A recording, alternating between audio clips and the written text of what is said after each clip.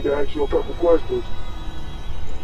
The video shows the man in the front clearly holding a firearm, and the house sitter would eventually access the doorbell camera speaker to further question him. Can I help you? CPD, we need to ask you a couple questions. I'm sorry? CPD, we need to ask you a couple questions. May you please step to the front door, please?